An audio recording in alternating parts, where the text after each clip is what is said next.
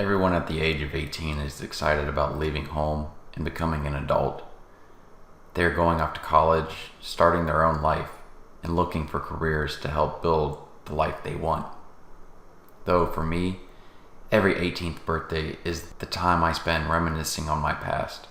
This now has become a tradition for me. Oh, I guess I should have told you. Every time I die, I am reborn.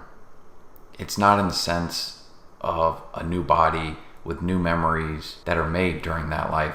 No, I am fully aware of my past life, the memories I had, the knowledge, and everything. Now, the memories do have a limit. After 2, maybe 300 total years, I start to lose those parts of my life. I have decided to write a journal, many journal entries, to log important parts of specific times. That's where we are today, my 18th birthday. I look around and see all the people who care about me wishing me a happy birthday and telling me things like, "You're only 18 once." Little do they know, this just isn't the case for me. After everyone left, I go to my room to do my normal traditional writing on my birthday. I write about my past death and thumb through old memories. June 4th, 2018. I'm 18 again. For the 9th, 10th book now. I don't keep track of how many times I've been 18 anymore. To be honest, the books didn't even start at the beginning of me finding out I had this power. This power, someone call it a blessing. I, on the other hand, call it a curse. To be born in a new life, to know everything about your past life, to know you've lost all of your loved ones. It never gets easier with time. I am forever tormented by it.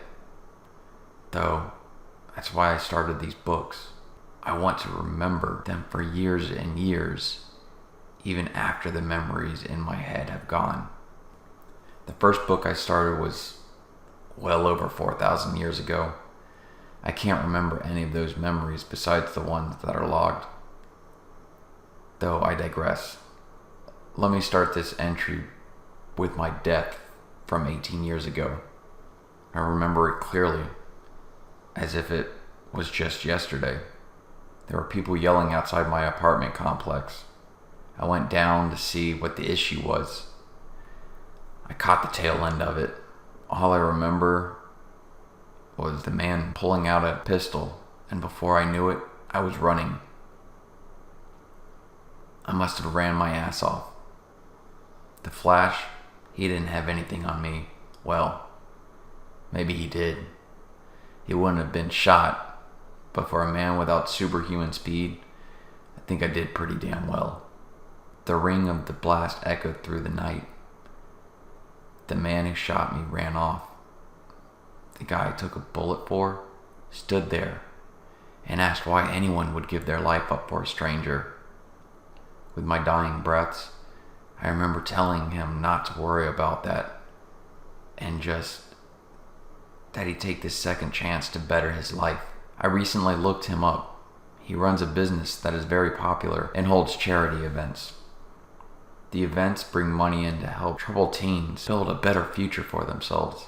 Now, I will say that there have been times where the exact opposite has happened, that I have given my life up for someone that did nothing with their second chance. Though, that is another story for another time. I placed my pen down and thumbed back a couple of pages. October 30th, 1992. A couple of my friends and I wanted to see a new movie that was out called Reservoir Dogs. We were all underage, but we decided to sneak into the local movie theater anyways and watch it. I remember us looking at the times, and to be on the safe side, we wanted to get there an hour early. So we all stood out around the exit doors and decided to wait for the previous show to get out. When it did, we would slip in as everybody was making their exit and make our way to the theater. We go into the theater and sink down into the seats so nobody would see us if they come for a quick look. People started filing in, filling seats up, and we sat up to blend in with the crowd. The house lights started to dim down, the movie started. We watched the beginning trailers, and as the movie started, we were perplexed. I remember leaning over to a buddy who was sitting next to me. "I don't think we're in the correct movie." Come to find out, we weren't. I don't remember the name of the movie, but we all decided it wasn't for us. We got up and left the theater. We decided to go to a 24/7 diner we frequented. The waitress knew us by name. She was 45. Her name was Betty. We knew her name because of the name tag, though even without the tag, I already knew it because I knew her in a past life.